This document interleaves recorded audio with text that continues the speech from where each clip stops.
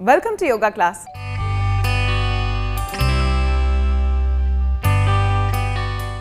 ఈరోజు యోగా క్లాస్లో కృష్ణ గారు మనకు ఏ ఆసనం నేర్పించబోతున్నారో చూద్దాం.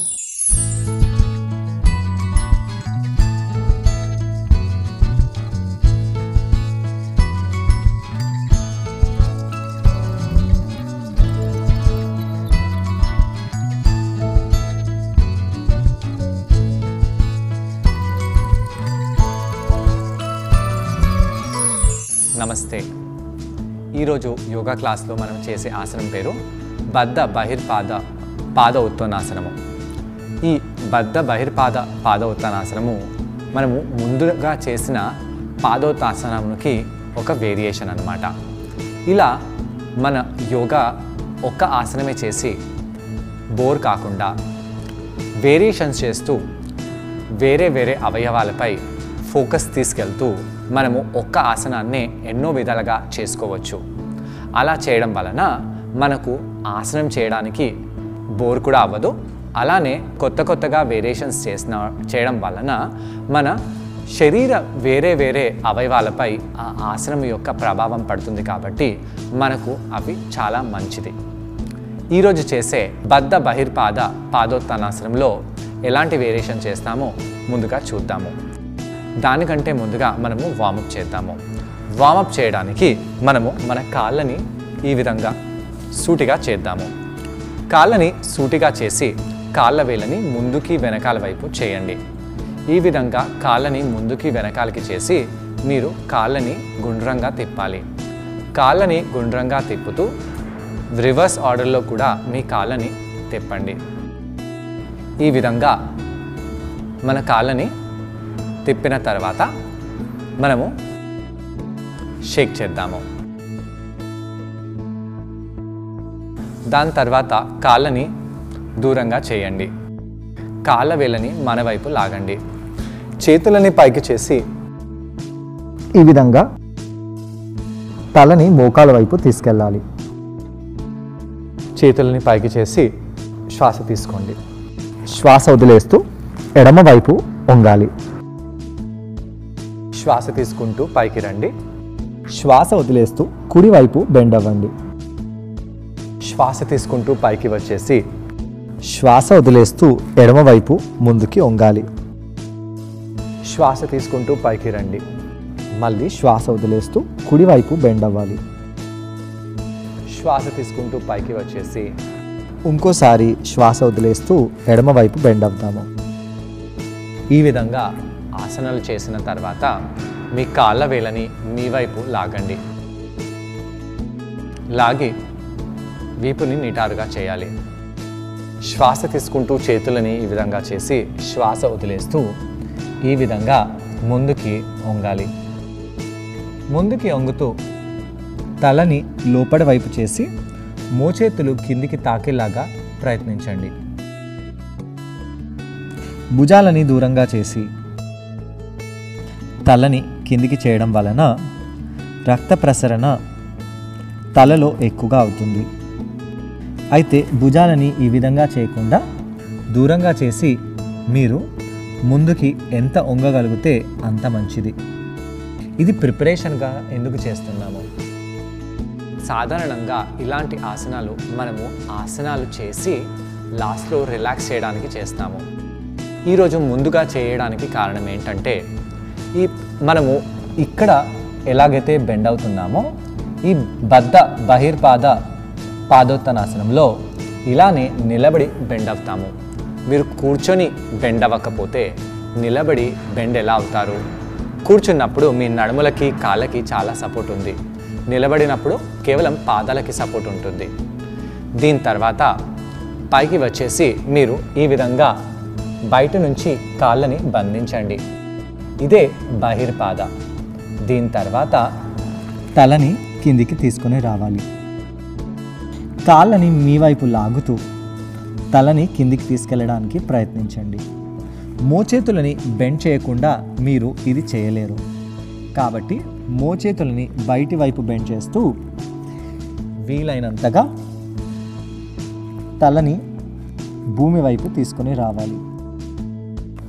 తీసుకొని వచ్చి పైకి వచ్చేసేయండి. దీని తర్వాత మనము డౌన్ డాగ్లో కాళ్ళని పైకి కిందికి చేద్దాము.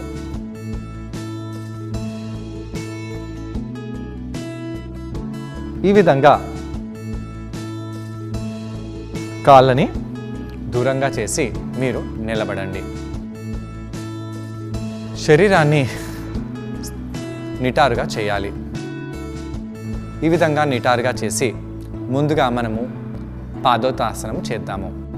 పాదోత్తానాసనంలో చేతులని కింద పెట్టేసి కాళ్ళని కొద్దిగా దూరంగా చేసినట్టుగా చేయాలండి.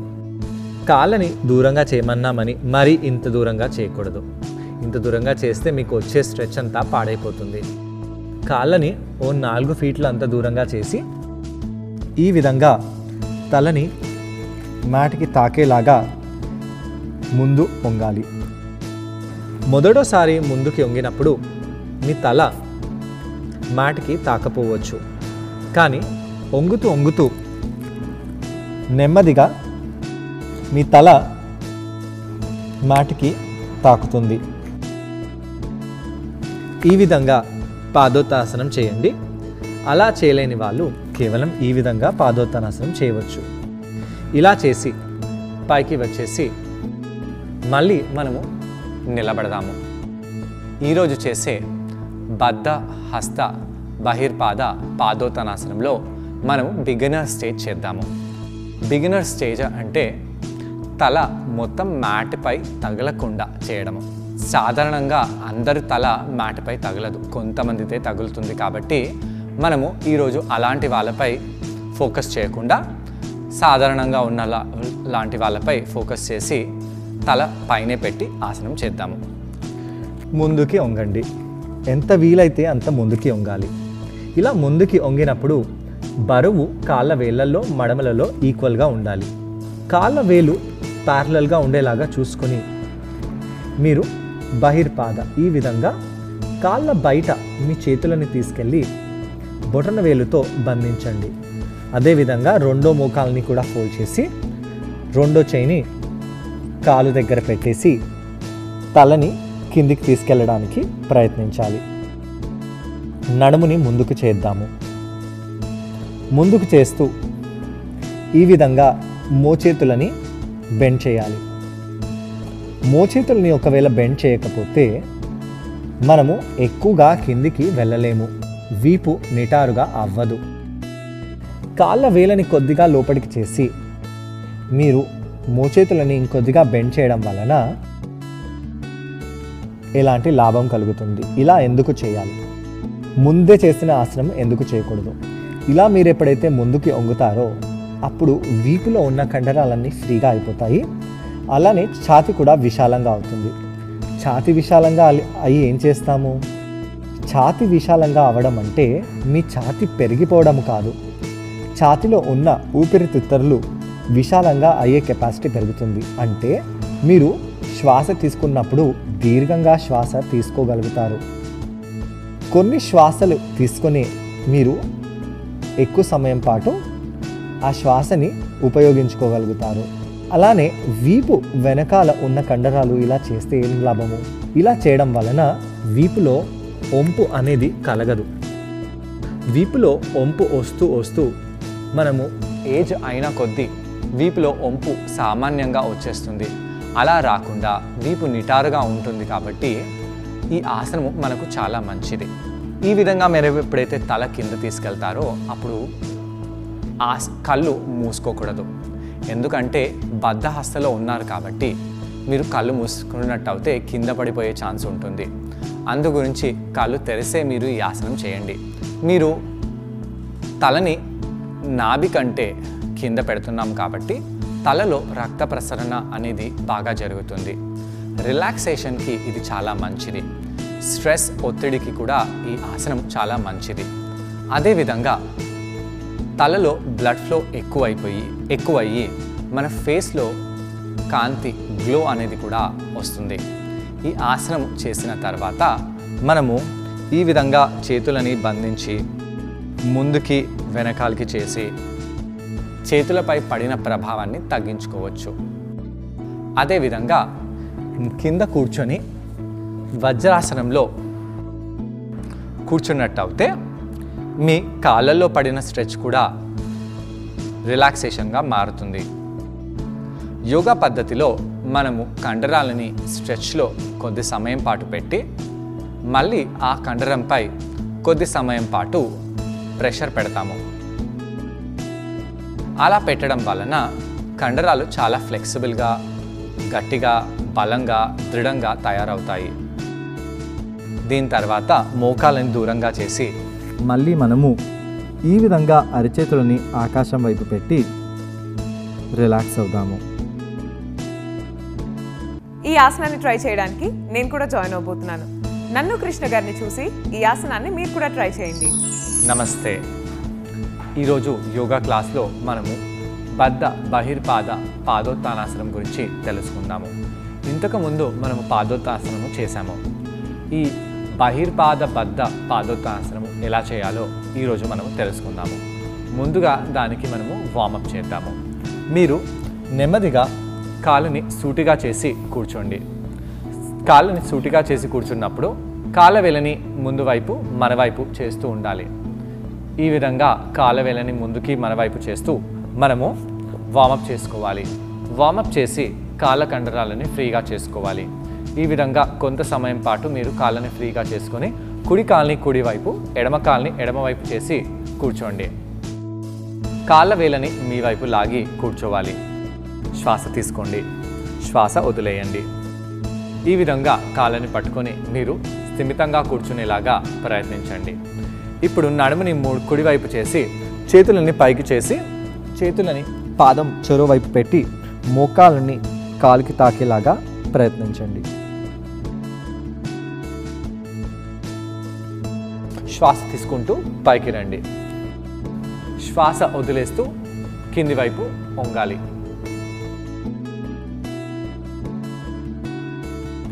శ్వాస తీసుకుంటూ పైకి రండి.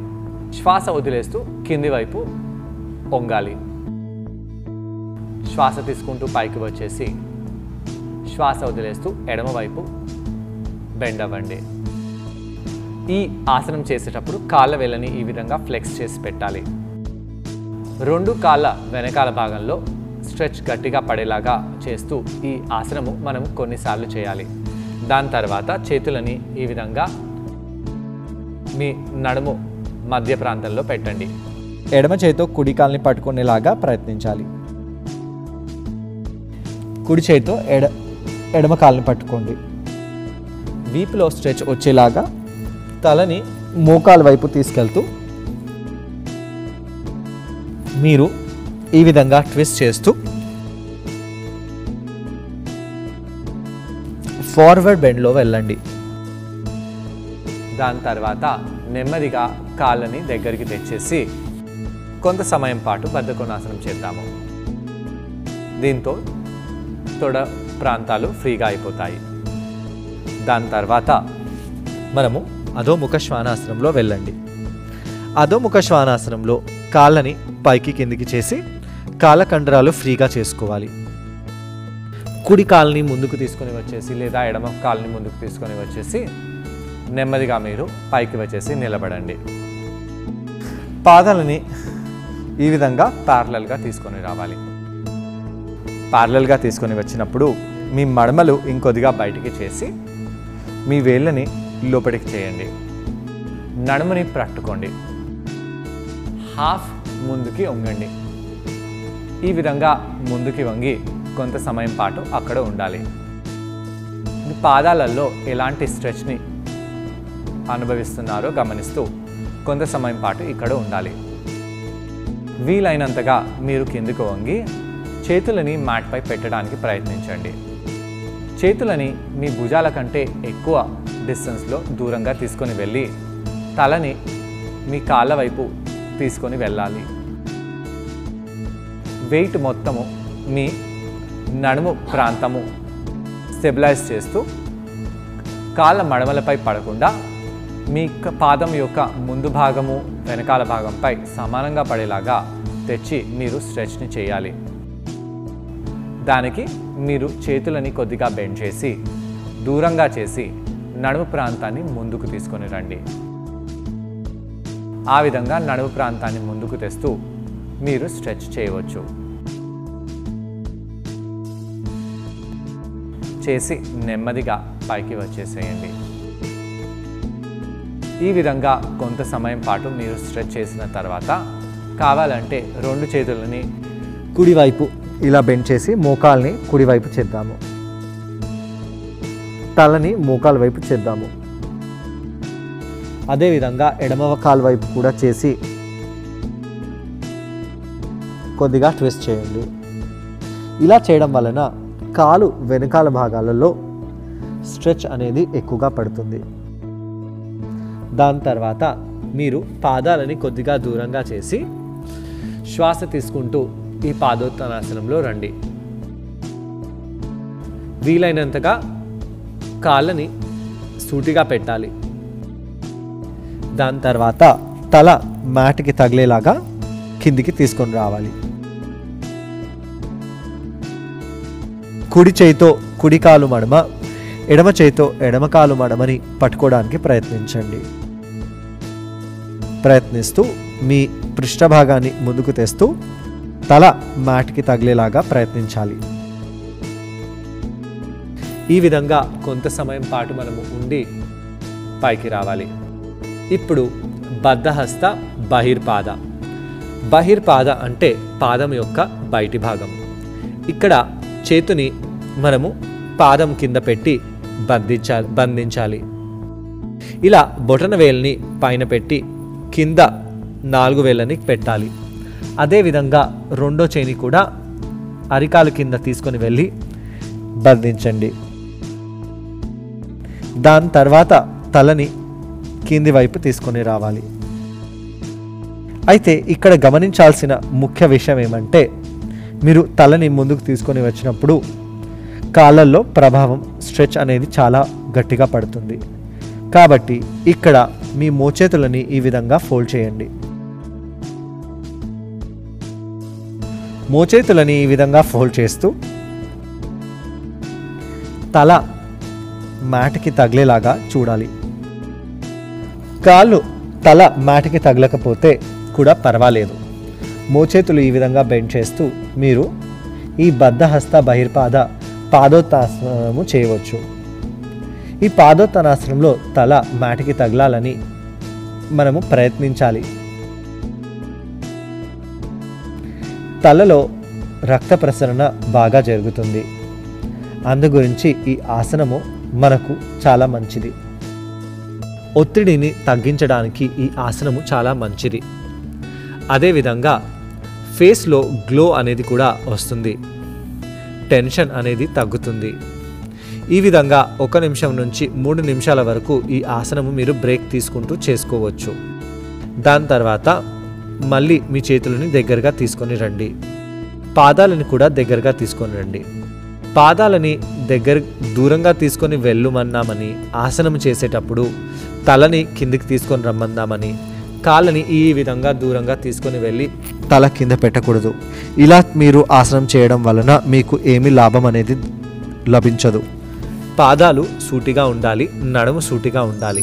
చూసారు కదండి, ఈ ఆసనం పేరు బద్ధ బహిర్పాద పాదోత్తానాసనం. ఈ ఆసనం చేయడం వలన కాళ్లకు, నడుముకు, వీపుకు చాలా మంచిది. వీపు పైన ఎక్కువ ప్రభావం చూపిస్తుంది. తలలో రక్త ప్రసరణ చాలా బాగా జరుగుతుంది. తద్వారా మన ఫేస్లో మంచి గ్లో వస్తుంది. దీని తర్వాత మళ్ళీ కౌంటర్ ఆసనంగా మనము తలని మోకాల వైపు తీసుకెళ్దాము. 2 మోకాల వైపు తలని తిప్పుతూ స్ట్రెచ్ చేసి మనము మళ్ళీ అధోముఖ శ్వానాసనంలో వెళ్దాము. అధోముఖ శ్వానాసనంలో కాళ్ళని బాగా పైకి కిందికి చేయాలి. ఇలా చేయడం వలన కాళ్ళ వెనకాల భాగంలో ఏదైతే స్ట్రెచ్ పడిందో అది రిలాక్సేషన్గా మారుతుంది.